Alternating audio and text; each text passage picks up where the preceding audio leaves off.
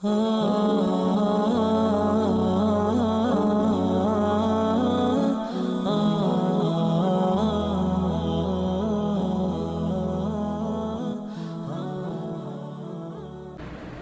للہ وکفی وسلام علی عبادہ الذین اصطفی اما بعد۔ بات چل رہی تھی پچھلے جمعے کہ حضور صلی اللہ علیہ وسلم جب ہجرت فرما کر مدینہ تشریف لے گئے تو پہلی ہجری میں اور دوسری ہجری کے شروع میں 4 سرایہ ہوئی اور 4 غزوات ہوئے، اور اس کے بعد میں 2 ہجری میں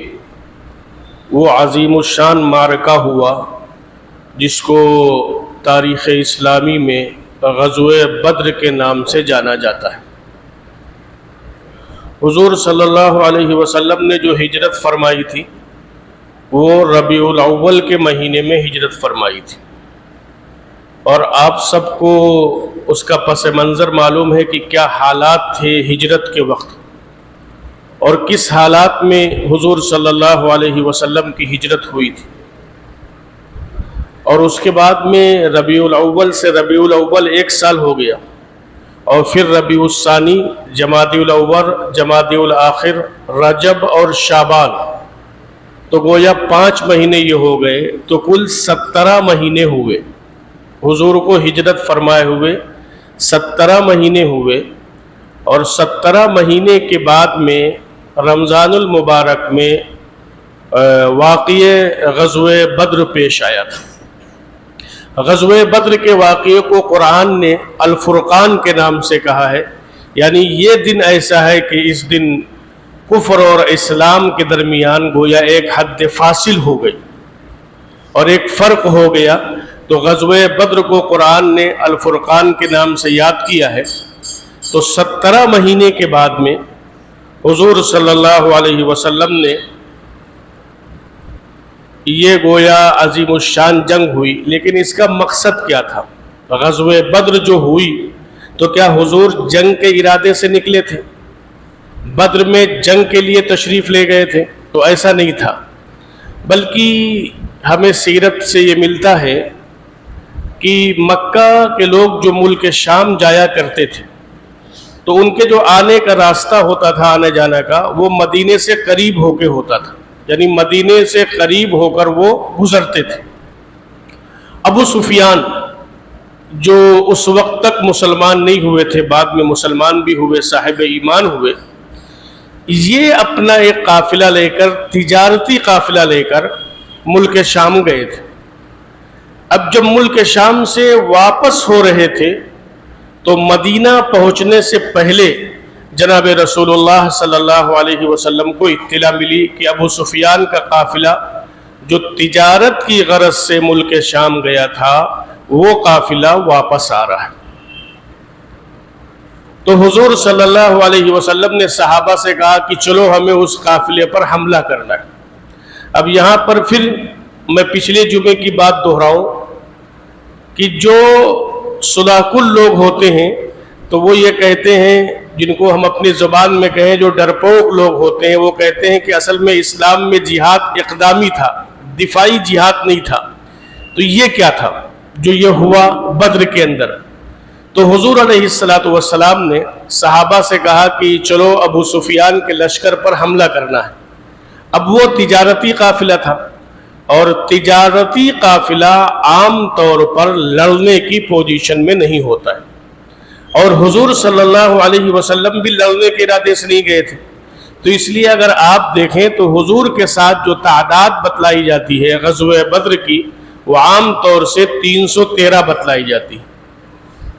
کہ 313 صحابہ اکرام حضور کے ساتھ تھے، جس میں صرف 2 گھوڑے تھے۔ ایک گھوڑا تھا حضرت مقداد ابن اسود کے پاس، اور ایک گھوڑا تھا حضرت زبیر بن عوام کے پاس۔ حضرت زبیر بن عوام حضور کے پھوپھیزاد بھائی تھے اور حضرت خدیجہ رضی اللہ تعالیٰ عنہ کے بھتیجے تھے۔ تو یہ کل 2 گھوڑے تھے اور 70 اونٹ تھے جو یہ قافلہ جس کو مدینے سے نکلا جو حضور کے ساتھ، تو 313 لوگوں میں 2 گھوڑے اور 70 اونٹ. تو اس کی ترتیب حضور صلی اللہ علیہ وسلم نے یہ بنائی تھی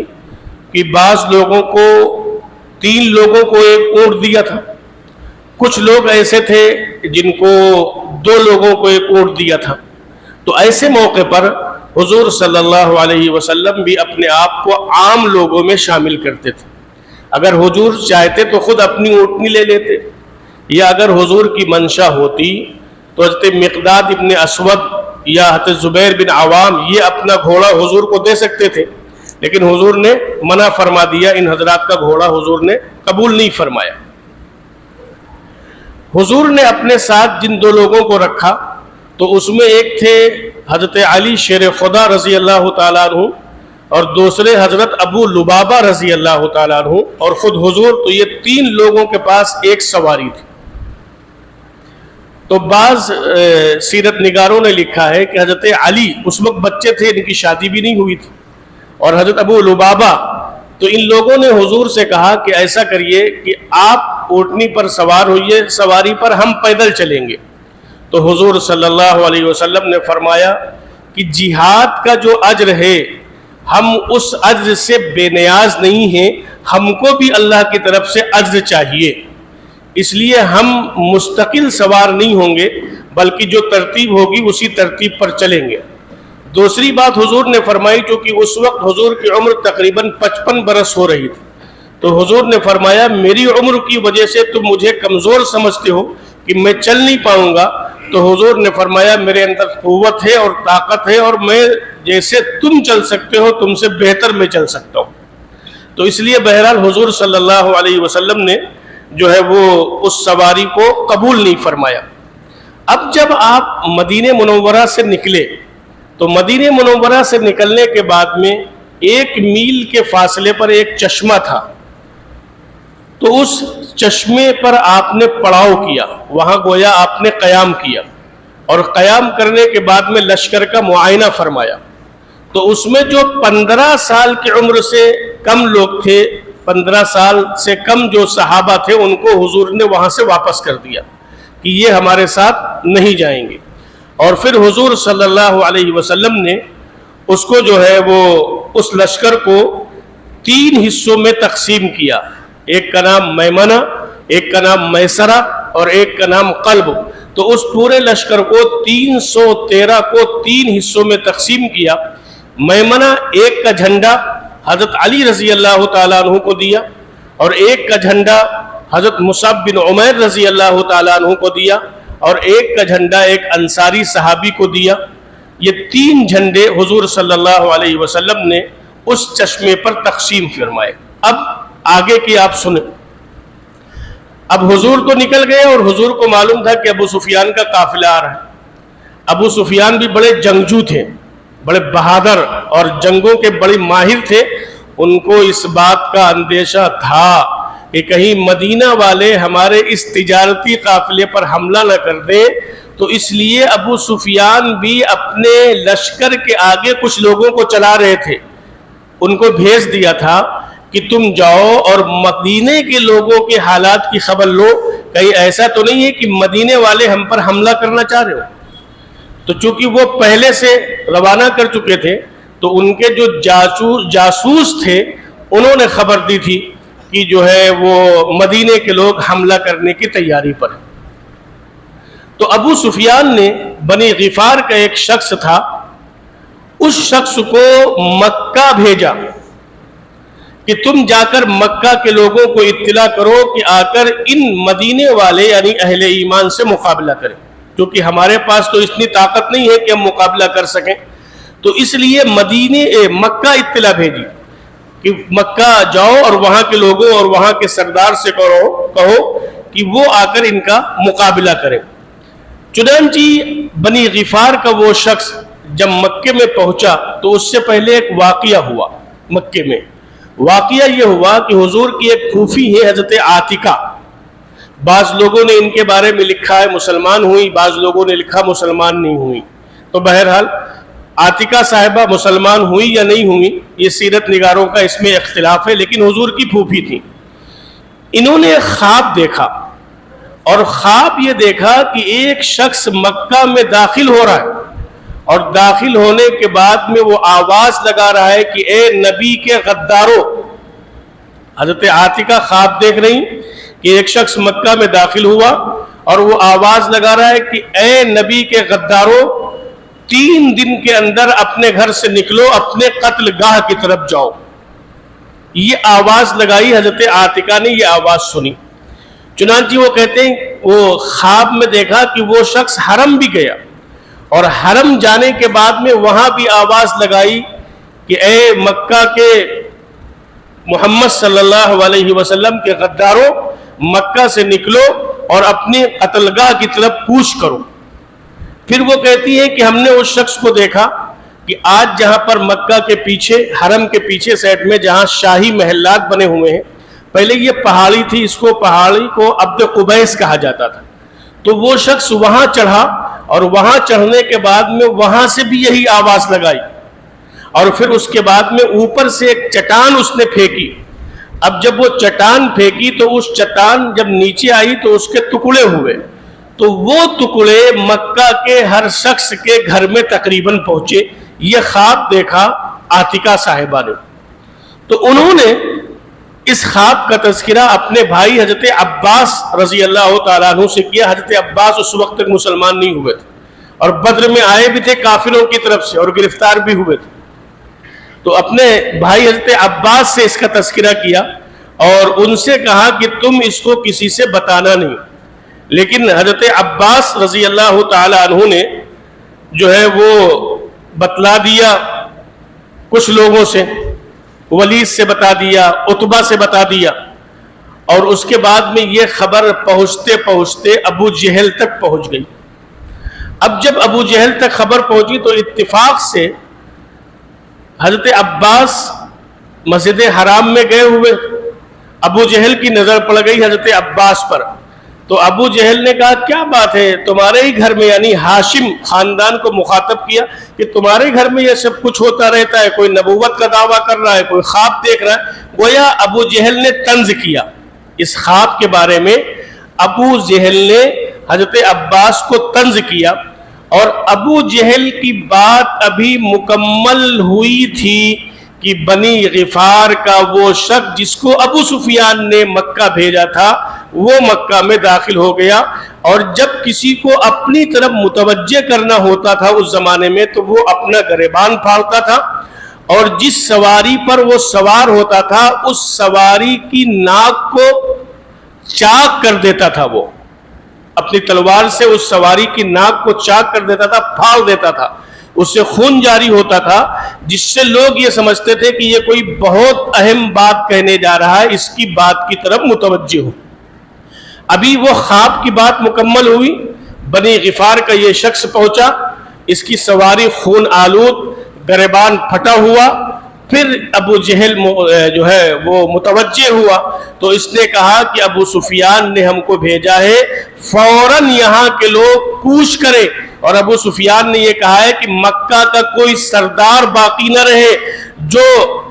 جا کر قافلے کی حفاظت نہ کرے، اس لیے سارے لوگ یہاں سے کوچ کرے اور قافلے کی حفاظت کے لیے چلے، قافلے پر حملہ ہونے کا اندیشہ ہے۔ اب یہ بات مکہ آ گئی،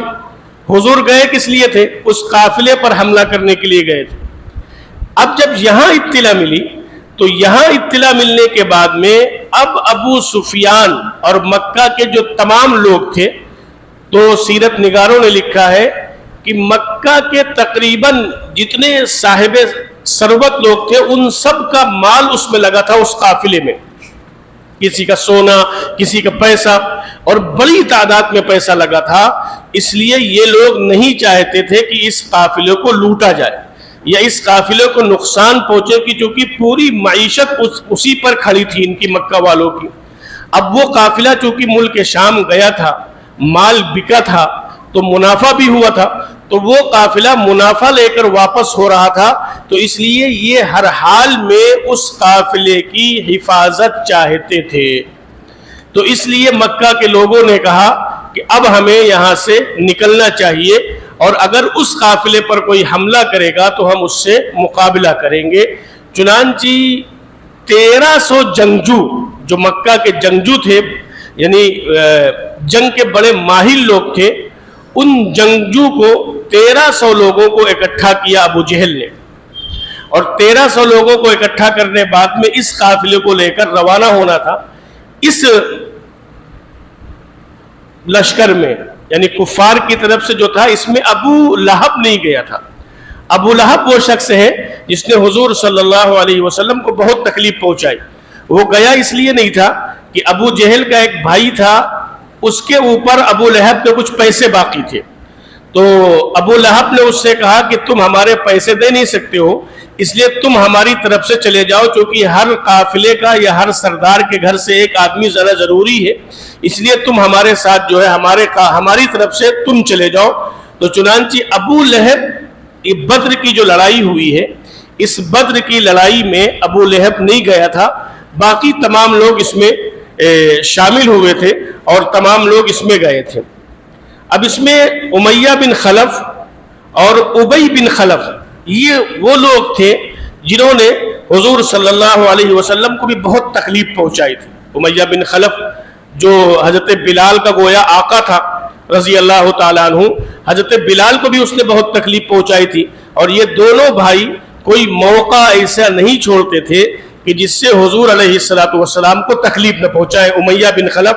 اور ابی بن خلف۔ چنانچہ اب ابو جہل امیہ بن خلف سے کہہ رہا ہے کہ تم بھی چلو،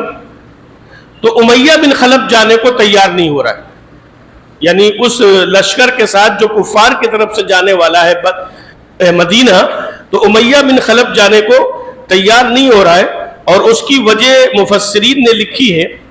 کہ قبیلے اوس کے ایک ذمہ دار تھے حضرت سعد رضی اللہ تعالیٰ عنہ، ان کی بہت دوستی تھی امیہ بن خلف سے۔ یہ مدینہ کے رہنے والے، امیہ بن خلف مکہ کا رہنے والا، دونوں میں بہت اچھی دوستی تھی۔ حضرت سعد مسلمان ہو گئے تھے، تو ایک دن یہ حضرت سعد آئے یہاں مکہ مکرمہ، تو امیہ بن خلف ان کا میزبان ہوا، اور یہ حضرت سعد امیہ بن خلف کے مہمان ہوئے۔ تو انہوں نے خواہش ظاہر کی کہ ہم خانہ کعبہ کا طواف کرنا چاہتے ہیں، حضور کے ہجرت کرنے کے بعد کا یہ واقعہ ہے۔ تو امیہ بن خلف نے کہا کہ مکہ میں بڑے حالات خراب ہیں، اور ہم تم کو دوپہر کے وقت لے جائیں گے خانہ کعبہ کا طواف کرانے کے لیے۔ چنانچہ حضرت سعد رضی اللہ تعالیٰ عنہ کو امیہ بن خلف دوپہر میں لے گیا۔ دوپہر میں دھوپ سخت ہوتی ہے، تو اس کو امید تھی کہ زیادہ لوگ حرم میں نہیں ہوں گے تو کوئی دقت نہیں ہوگی۔ چنانچہ امیہ بن خلف حضرت سعد رضی اللہ تعالیٰ عنہ کو لے کر جب خانہ کعبہ گیا، اور جانے کے بعد میں حضرت سعد طواف کر رہے تھے، تو سامنے ابو جہل آ گیا۔ اب جب ابو جہل سامنے آ گیا اور اس نے حضرت سعد کو دیکھا تو بالکل غصے میں لال پیلا ہو گیا، اور اس نے امیہ بن خلف کو مخاطب کر کے کہا کہ تم ان کے میزبان ہو، یہ وہ لوگ ہیں جنہوں نے ہمارے بھگوڑوں کو پناہ دی ہے۔ بھگوڑوں سے مراد حضور صلی اللہ علیہ وسلم اور حضرات صحابہ جو مکہ سے ہجرت فرما کر مدینہ گئے تھے، تو انصار مدینہ نے ان کی اپنے گھروں میں ان کو قیام کی اجازت دی تھی۔ تو اس واقعے کی طرف اس نے ابو جہل نے جو ہے وہ اشارہ کیا، تو ابو جہل نے کہا کہ ہم تمہیں طواف نہیں کرنے دیں گے۔ تو حضرت سعد بھی غصے میں آ گئے، انہوں نے کہا اگر تم مجھے طواف نہیں کرنے دو گے تو ہم تمہارا کوئی قافلہ مدینے سے نکلنے نہیں دیں گے، کیونکہ تمہارا تجارتی قافلہ مدینے کے پاس سے گزرتا ہے، اور ہم تمہارا کوئی قافلہ مدینے سے نہیں گزرنے دیں گے۔ مدینے والوں نے ایسی جانثاری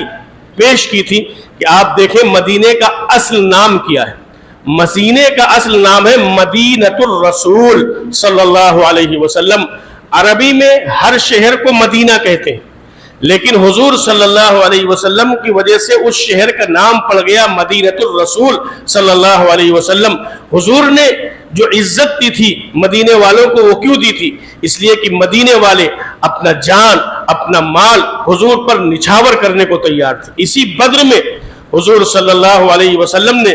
حضرات صحابہ کے لشکر سے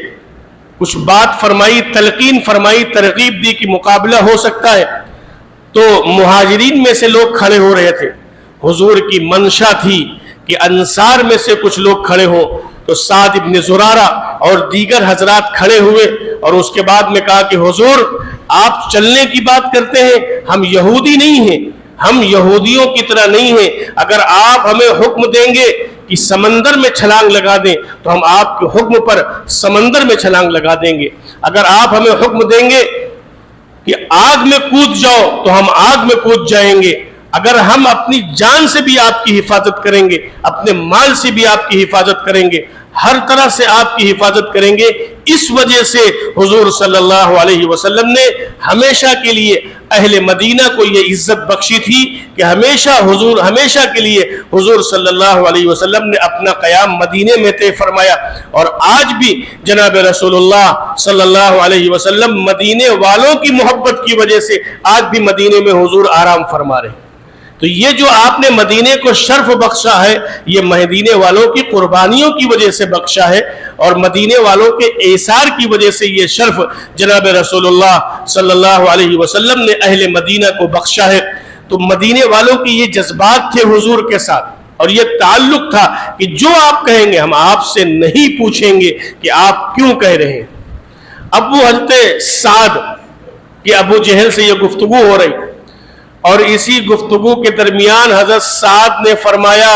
کہ اے ابو جہل تو بہت بڑا وہ بنتا ہے اپنا سردار۔ تو اب وہ امیہ بن خلف نے بھی سعد سے کہا کہ سعد چھوڑو یہ ہمارے جو ہے قوم کا سردار ہے، اس کو چھوڑو۔ تو حضرت سعد نے کہا تو سردار بنتا ہے، ہمارے نبی نے فرمایا کہ تو مسلمانوں کے ہاتھ سے قتل ہوگا۔ حضور وہی مکہ میں جوش ایمانی اس کو کہتے ہیں، ان کے شہر میں موجود ہیں، کوئی ہمدرد بھی نہیں ہے، امیہ بن خلف بھی انہی کا ساتھی ہے، لیکن جوش ایمانی کیا کہہ لیں گے، اے ابو جہل تجھے پتا ہے ہمارے نبی نے فرمایا تو ہمارے ہاتھوں سے قتل ہوگا۔ اور اتنا ہی نہیں کہا، امیہ بن خلف جو حضرت سعد کے میزبان تھے، جن کے گھر میں حضرت سعد نے قیام کیا تھا، حضرت سعد نے کہا کہ اے امیہ بن خلف سن، تیرے بارے میں بھی حضور نے فرمایا کہ تو بھی میرے ہاتھوں سے یعنی مدینے کے لوگوں کے ہاتھوں سے قتل ہوگا۔ اب جب یہ بات امیہ بن خلف نے سنی تو کچھ دیر ایک دم بالکل خاموش ہو گیا، اور اس کے بعد میں کہنے لگا اے سعد یہ بتلاؤ کہ تم غصے میں یہ بات کہہ رہے ہو، یعنی اس نے طواف نہیں کرنے دیا اس وجہ سے یہ بات کہہ رہے ہو؟ تو حضرت سعد نے کہا غصے میں نہیں کہہ رہا ہوں، میرے نبی نے یہ بات فرمائی ہے۔ تو سیرت نگاروں نے لکھا ہے کہ امیہ بن خلف جب گھر واپس آیا ہے تو اپنی بیوی سے کہہ رہا تھا کہ اب میں زیادہ دن زندہ نہیں رہوں گا، اس لیے کہ ہمارے جو مہمان ہیں مدینے کے انہوں نے فرمایا ہے کہ محمد صلی اللہ علیہ وسلم نے ہمارے بارے میں فرمایا ہے کہ ہم قتل ہوں گے، اور میں نے 50 بار اس کا تجربہ کیا ہے کہ جو بات محمد صلی اللہ علیہ وسلم نے فرمائی وہ سچ ہو کر رہی۔ اب ابو سفیان ابو جہل سب کو اکٹھا کر رہا ہے، امیہ بن خلف حضرت سعد سے یہ بات سن چکا تھا اپنے بارے میں، تو اب وہ مدینہ جانے کو تیار نہیں۔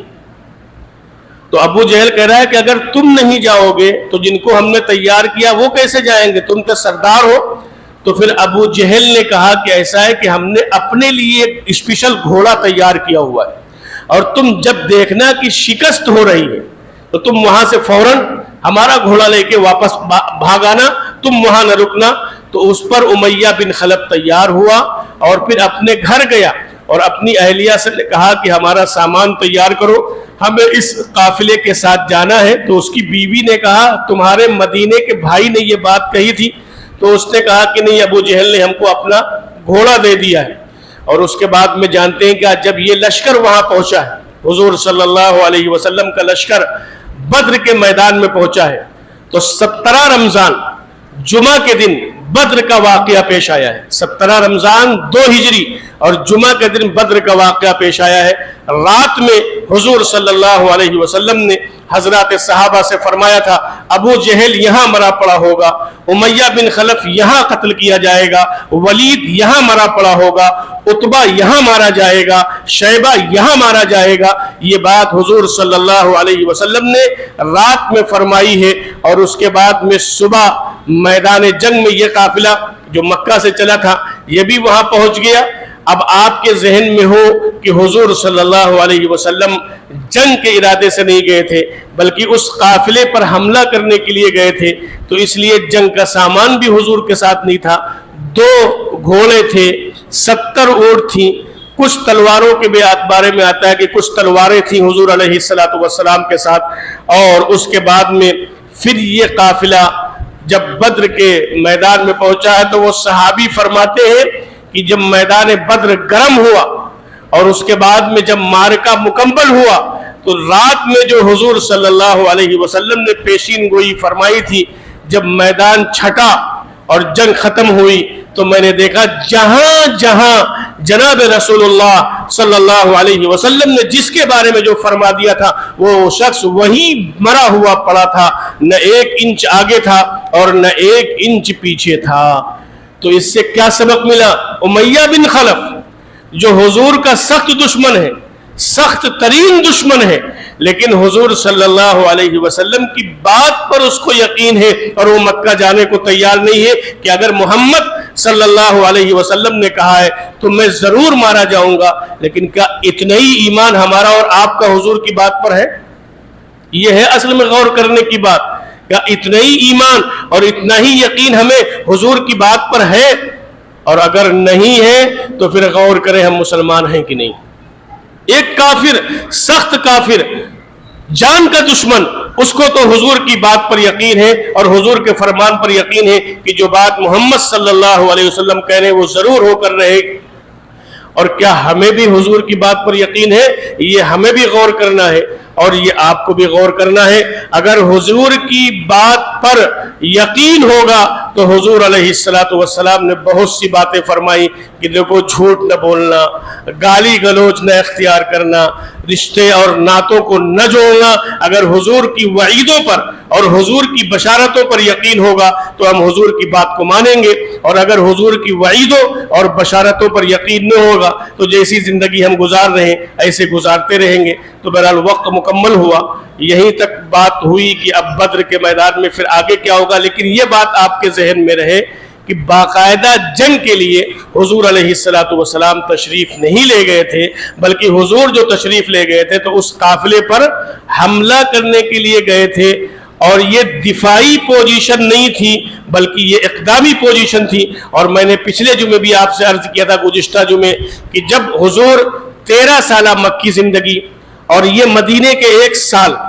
پھر اللہ کی طرف سے حکم آیا کہ دعوت کا کام مکمل ہوا، لوگوں تک دین اسلام کی بات پہنچ چکی ہے، اس لیے اگر اب کچھ ہوگا تو اب ان سے مقابلہ کیا جائے گا۔ یہ گویا بدر کا جو معرکہ ہوا ہے یہ اسی کا پیش خیمہ تھا کہ اب ظلم سہتے سہتے کہنے کا وقت چلا گیا، بلکہ اب اگر کوئی پنجہ اسلام کی طرف اٹھے گا تو حضور نے فرمایا کہ صحابہ سے اس پنجے کو موڑ دیا جائے گا، اب اگر کوئی آنکھ اٹھے گی تو اس آنکھ کو نکال لیا جائے گا۔ یہ اللہ کا فرمان تھا، یہ اللہ کا اب حکم تھا مدینہ منورہ کے اندر۔ تو طے کریں سیرت کے آج کے حوالے سے، جیسے امیہ بن خلف جو دشمن تھا اس کو حضور کی باتوں پر یقین تھا، ہم بھی حضور کی باتوں پر یقین کرنے والے بنیں گے۔ حضور نے فرمایا کل قیامت کے دن سب سے پہلے میدان محشر میں جس چیز کا سوال ہوگا وہ نماز کا سوال ہوگا۔ تو اگر ہمیں اس بات پر یقین ہوگا کہ حضور نے فرمایا ہے اور نماز کا سب سے پہلے سوال ہوگا تو کیا ہم نماز چھوڑیں گے؟ طے کرنا پڑے گا کہ امیہ بن خلف کو زیادہ یقین تھا یا محمد الرسول اللہ کے کلمہ پڑھنے والوں کو زیادہ یقین ہے، یہ طے کرنا پڑے گا۔ اور پھر یہیں سے یہ طے ہوگا کہ ہم اور آپ زبان سے کلمہ پڑھتے واقعی مسلمان ہیں کہ نہیں ہیں، یہیں سے یہ طے ہو جائے گا۔ تو اس لیے بہرحال اللہ تعالی ہم سب کو سیرت کی روشنی میں زندگی گزارنے کی توفیق عطا فرمائے۔ باقی انشاءاللہ اگلے ہفتے